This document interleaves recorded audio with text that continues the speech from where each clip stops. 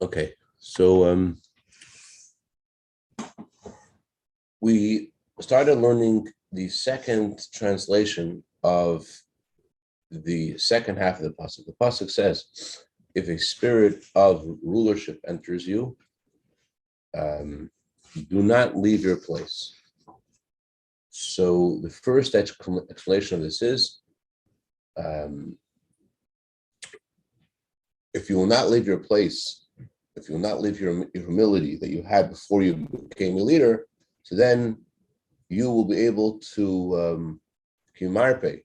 If you will leave your sense of self, leave your arrogance, and you will be humble. You won't leave your place. You won't leave your humility and marpe. You will be weak about your position. You'll be weak about your position. You won't feel yourself to be um, so strong and overbearing, etc.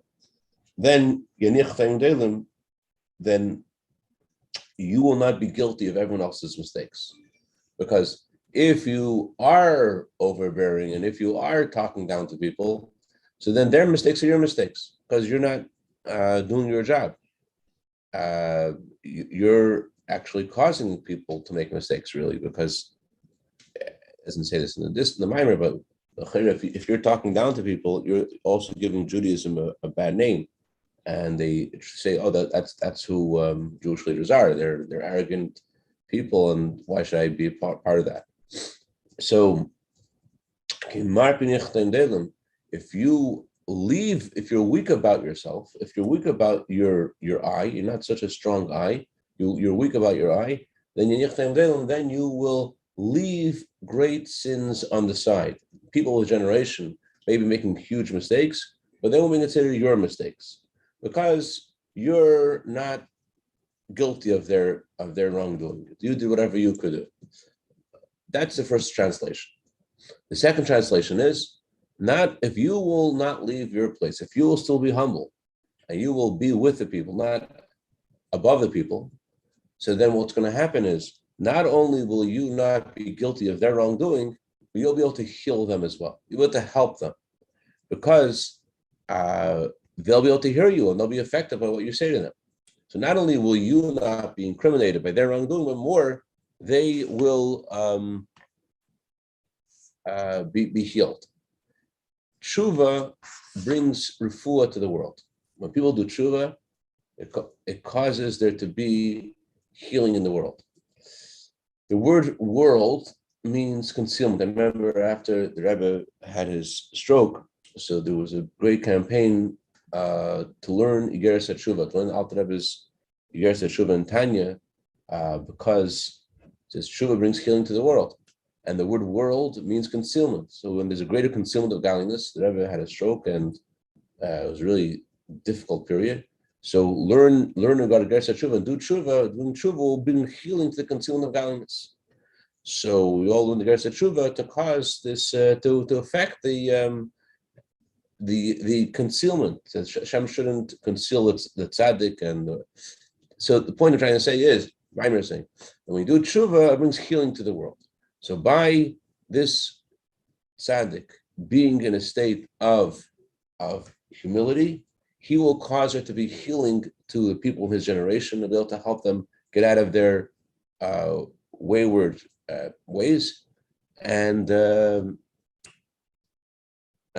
he'll be able to also achieve forgiveness from Hashem, because as we learned yesterday, humility is connected to arech anpin. When a person is humble, when a person is long standing in his he doesn't react when people embarrass him, and he doesn't shame that person who embarrassed him back.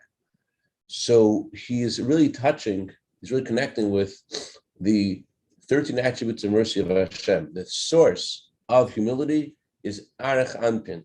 It's infinite light of Hashem in the realm of Keter, in the realm of the crown. So by you being humble, you're connecting to the infinite light of Hashem, and therefore you are also achieving forgiveness for your mistakes. So not only are you able to help others, but you're also causing there to be a refuah by the very a healing just by what you're doing, because you're Your humility itself touches that infinite light of Hashem. It touches a place where God's forgiveness comes from, the 13 attributes of mercy. But our question is, we're saying that the great person generation shouldn't speak down to the people. You shouldn't say, I am the leader of the Jewish people, and you guys are just not making mistakes, and you're going to be punished for what you're doing. You shouldn't do that. But isn't there a mitzvah to rebuke your friend? Isn't there a mitzvah that you're obligated to tell someone off about what they're doing until they punch you? That's the mitzvah. The mitzvah is, you've done the mitzvah right. You put on your film. A lot of people, they want to make sure that phone is put on correctly, so they take out a mirror and they just want to adjust, make sure that phone is on correctly. If you're talking to somebody, says the Gemara, you want to know if you've done the mitzvah yet? You don't know. If the guy punches you, okay, I was yoytze the mitzvah. I fulfilled my obligation. You have to wait till the guy punches you, then you're good. So the question is, why is it considered a sin that Zechariah spoke down to the people and told them they have to do tshuva? Zechariah, the Torah says, he went to the people and told them the truth, that they had to do tshuva. And yet the Torah says that Zechariah was killed and he was punished. Why? Isn't it a mitzvah? So the Rebbe is going to explain to us now that there's a difference between the mitzvah of rebuke and saying similar words and not doing the mitzvah of rebuke. In fact, doing the opposite, like riling someone up. So it's there's a very fine line over here. We're talking about a very strong reaction. It doesn't mean you did the wrong thing. I could punch you. It doesn't mean it's wrong. But for you, doing this mitzvah, of course, your goal is to help the other person go out of where he is. But you have to know what the mitzvah is. Let's go. Acheninu, we're 4 lines to the top. Acheninu, see it? Rather, the essence of the is as follows. The word Inyan means, what are we interested in? What's the essence of what's going on? That's how the previous Rebbe translates the word Inyan. The explanation is like this. The Torah says you shall rebuke your people, your friends. What this means is, that means you should speak to the heart of the listeners.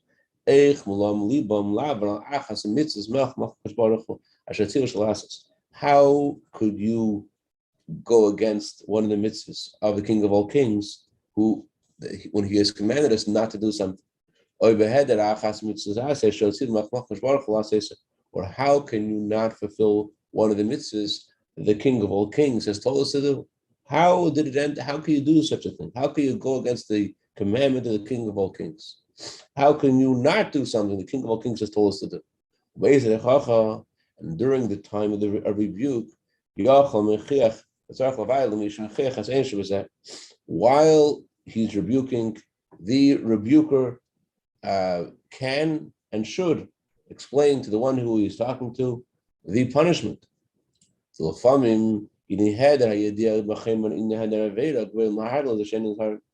Very often, people don't know the weight of the avera that they're doing.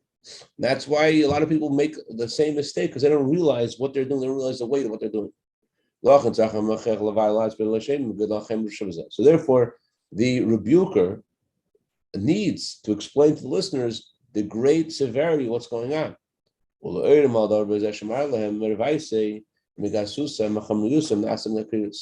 He has to inspire them to realize, he has to draw their attention and show them it's because of their coarseness, because of their grubkeit, because they're so insensitive. That's why they're so frigid to this issue. They're not affected, they're not excited by what they don't consider what they're doing to be anything of particular interest. It just doesn't matter. That's how they feel. They're so cold to it. Why are they so cold to it? As arts in the Chas Hashem, it's as if they don't care, God forbid. Why don't they care? Because they all are so coarsened and so insensitive that they're frigid to what's going on. They have no idea what they're doing.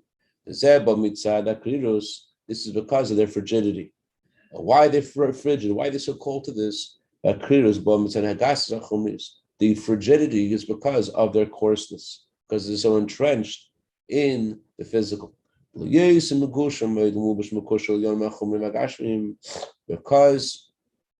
He is so into the physical, and he is engaged with it, and he's attached to it.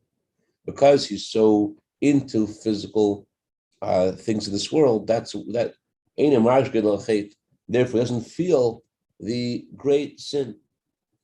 This is very similar to what the previous Rebbe writes in the Vas Lagani, that because of the Zugabundenkeit, Zukochkeit, because a person's so attached to physical things and physical pleasures, and with the heart, with the heat and passion, so he says the words that you don't feel the pleasantness and the virtue and the goodness of a mitzvah.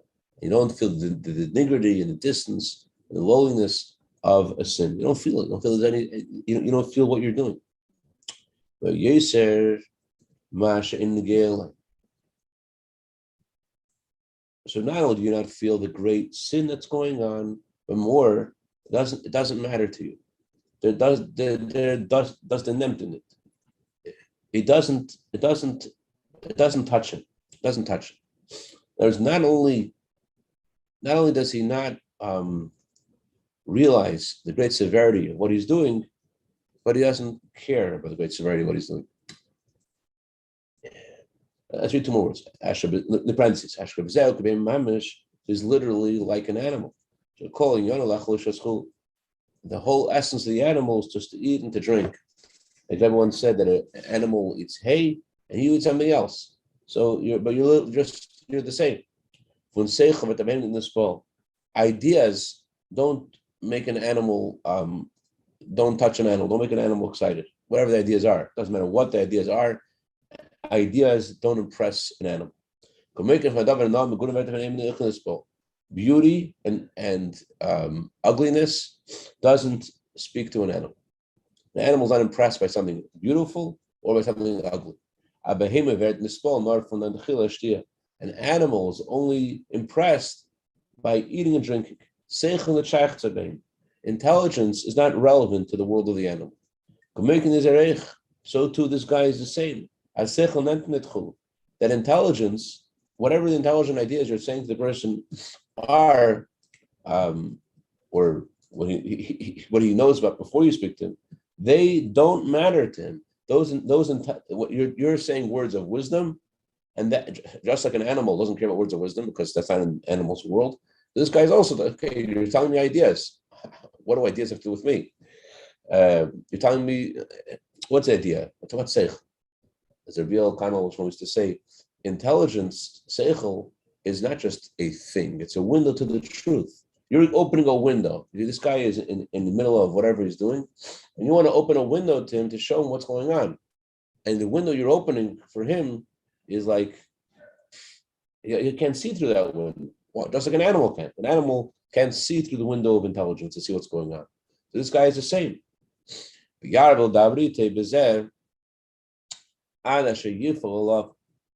to talk about what's going on at length until you affect him, because before you spoke to him, the guy was so entrenched in the physical that he doesn't feel the great severity of the sin, and more, it doesn't touch him. I think the 2 points are the 2 lines that we're saying. He doesn't feel the severity, and the second point, it doesn't matter to him.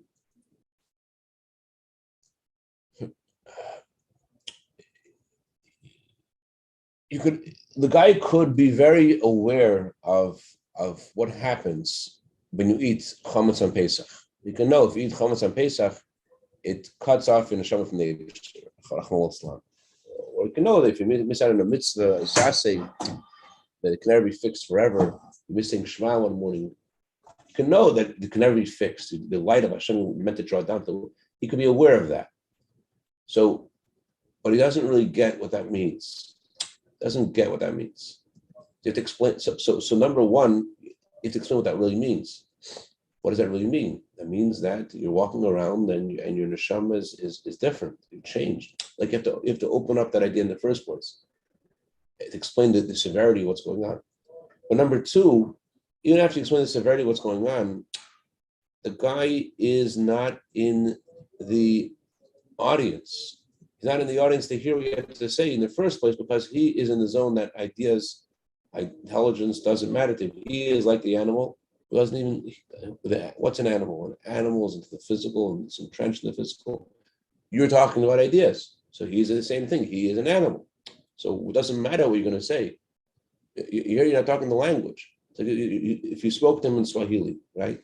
So if you were in where they speak Swahili in Kenya, if you're in Kenya, your words matter. But you're in Kenya right now. So that's the second point that I was saying. He doesn't. You hear the difference between the points. One is he doesn't know about the great severity of what he's doing. Okay. The second thing is, even if he knew the severity of what he's doing, he doesn't care about what he's doing. Doesn't have das. He doesn't have das. He doesn't feel what he's doing. He doesn't feel what he's doing. He doesn't feel what he's doing. Like it says about Shem HaMelech, and before he's bar mitzvah, he was very, very intelligent. Yeah, very intelligent. And yet, he wasn't bar mitzvah yet. Why? He could be very intelligent and not feel what the issues are. Bar mitzvah grants you a sensitivity to feel what those things are. Not to get astray, but is this like people who dote on their pets, but they don't have anything about doing mitzvahs? I mean, for the pet, they'll do anything, you know what I mean? Right. But they're very sensitive to their needs of their pet. Right. But to things that are mitzvahs, that doesn't matter to them. Yeah, right? yeah. There's lots of people. Right. Not saying you shouldn't have pets. They're wonderful. I just saw a letter there about a very interesting letter. This little boy, I think it was actually a girl. She wrote to the Rebbe that she lost her dog. Her parents took away her dog from her. And she writes, it must have been like a Chabad girl, because she wrote that she realizes that it's not such a good thing for Jews to have not kosher animals. But on the other hand, she loves her dog very much. So the Rebbe told her, number one, try to forget about dogs. Number two, be careful in the midst of loving your fellow like yourself. In other words, use all that love you have for that dog and use that for people. It was a very, very, very interesting letter. There's 2 lines that we told her. It's those are real feelings the person has for their dog. They're not real. Absolutely. And so those are really good feelings. And give them to other people. In other words, give them to you. Use those feelings in a positive way. They'll help others. Wow. As opposed to Very powerful. it's very powerful, no? Because you would think like, Well, yeah, the dogs are Kayla of all heart. all heart. Yeah, and they are. I mean, they love you. Those dogs just love you. Right. I mean, that's the limitation of where you go. So if you're more callous, you see, just a dog. Yeah, no, I'm not saying be callous. But the Rebbe's words are, there's something you have. Try to forget about this, but on the other hand, there's something really powerful in you, which has to be used. Anyway, so before we go further, and in sync with what we're about to learn, there was a shochet, a ritual slaughterer. He asked, I heard it was a previous Rebbe, I'm not sure who it actually was. He asked the previous Rebbe, he wants to switch his job, he wants to stop being a shochet, he wants to come instead a teacher. So the previous Rebbe said, it's not a good idea, because you're used to shechting animals. You may, when you're teaching the child, you may forget one day what your role is, you may shecht the child, that's the show. Get it? So, in a similar way, it says in this week's parsha how Moshe and Aaron, they come to the sorcerers of Egypt, and each sorcerer throws his staff down on the floor, and the staff turns into a snake to show that they could do just like what Moshe Rabbeinu could do. But then Aaron's staff turns back into a staff, and it swallows up all of the staff of the Egyptians. First, it turns back into a staff, and once it turns back into a staff, then it swallows up all of the staffs of the Egyptians. So why is it to turn back into a staff to swallow other snakes? So when it comes to giving words of musar, words of rebuke to someone else, to swallowing up someone else, there's 2 things you have to do before you do that. Number one is you have to come from the staff of Aaron, to come from the staff of love. Aaron is the one who loved everyone, to come from love. But just because you're a lover and you care, that's not enough. The second thing you have to have is you have to be a snake. I mean, no, chas v'shalom. You cannot be a snake. You have to be a staff. What's a snake? A snake is something which has venom. The person is subjectively involved in the situation. He's not going to say the right words. You have to think very calculated, just like you're playing chess, move the rook, move the castle, move the pawn. You're trying to figure out what are the words this person needs to hear that will help them. Don't take yourself completely out of the equation. What does this person need to hear right now? Where are they? So you have to be a staff of Aaron, to be a staff and a staff of Aaron. Only then can your attempt at trying to swallow the other person's snake-like character work. So that's what Bhagavad continued to say, that although we just spoke about how the message you're trying to give is to someone who doesn't care about your message, and therefore you need to like really talk for a long time to be able to convey to the person what's going on. They just think, okay, so this year I won't celebrate Yom Kippur, so what? You're like, no, you have to tell them what Yom Kippur is and what happens in Yom Kippur. Okay, so that's a big thing. It's a big conversation. But the main ingredient in the conversation is the next line.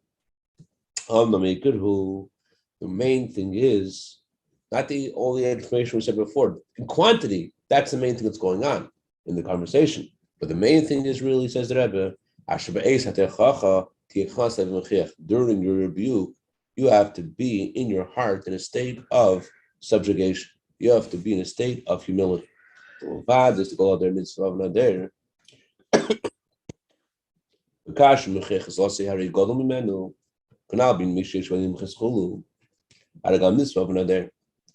Besides the fact that the great people of generation are considered culpable for the sins of the generation.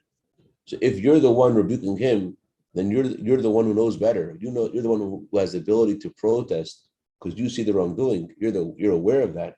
So then you're guilty of what the other person is doing. So You just said.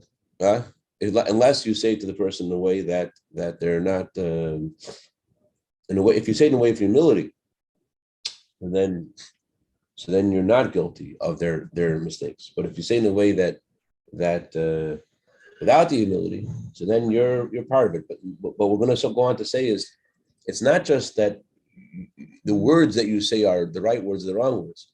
Let's talk about the whole stage over here. What's going on? Let's look at this. Let's unpack this for a second. You are the greater one over here in the conversation, and he is less than. Okay? So what's the rule of life in this situation? The rule of life is his mistakes are your fault. That's a general rule. So let's unpack that. Why is it your fault? It's not just because of what you might say to him. Let's go further. That means that there's something that the other person's doing that you have in some subtle form or in an extremely subtle form. Dakas to dakas. There's something the other person is doing. You're not doing it the same way that he's doing it, but you have the same exact thing in a subtle form. It's just like we're all the mirrors of each other's souls. Right. Exactly. You see someone else talking during davening. You're one of those from people who doesn't talk during davening, right? But does that mean that you're more aware of the Eibush when you daven? Does that mean that when you're saying Shema Kileinu, you're talking to God, to Shema Kileinu, Hashem, hear our voices? Does that even get into your mind? So that's also you're also not paying attention to who you're talking to either. Anyways, so whether it's in a subtle form, whether it's an extremely subtle form, there's something that the person has that you have too. And because you are greater than the other person, you do know the weight of what's going on. You know the severity of what's going on, whether it's in a subtle form or it's extremely subtle form. You're well aware of that. Next page. So therefore, the fact that you find in yourself a trace of this issue and you know the severity of it, it causes you to do tshuva big time in the depth of your heart. And you cry deeply about what's going on. This is why we find this interesting phenomenon. The many great tzaddikim, we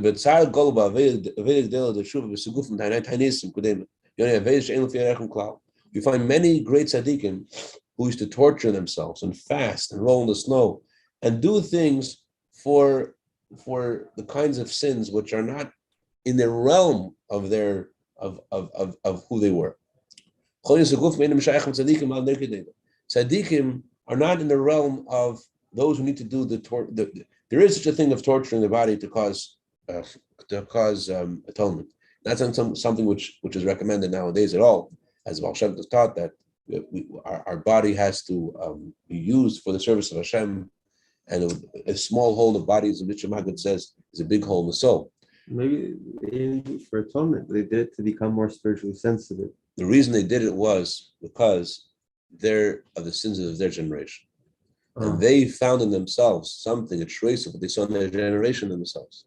And they were doing tshuva for what they saw in themselves, that they saw in others.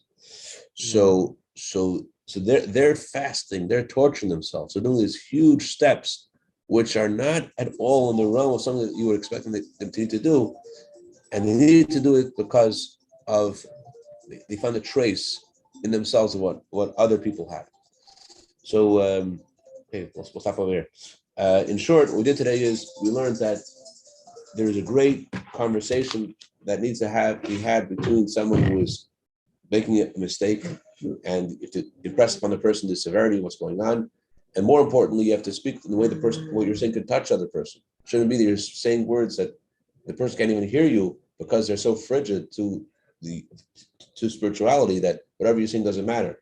So to get in the conversation in the first place, there's a big key issue that you have to change in yourself in order that you should be able to be in the realm of conversation with the other person.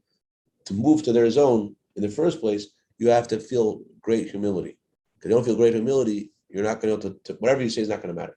But and the humility begins with realizing that you're in the same boat as the other person. That when you're talking to someone else about an issue, you're also aware of this issue, and you have something on this. Like one story of the Rashbats.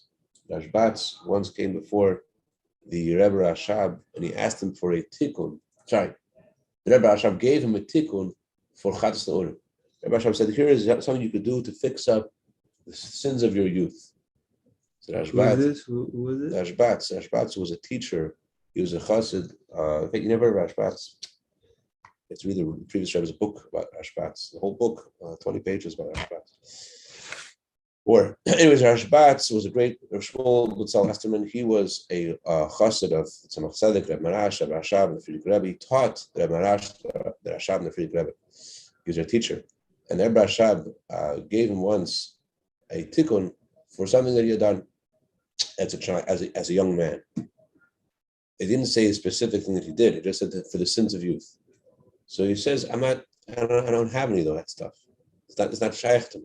It's not relevant. So the Rashab responded, I don't mean like a goy. I don't mean that you're doing the same thing that a non-Jew would do. But something of this, you have something. Give a trace of that as well. Anyways, What was the ticket? I don't know. That's not the point. The point is, whatever we see in others, we're all aware of this. We're all aware of the issues. We all have these issues. So it's not like we're talking to someone else. He has an issue. You know about that. You have something in yourself. That's everything. You have to be aware of your own relationship to that issue. Just looking for the golden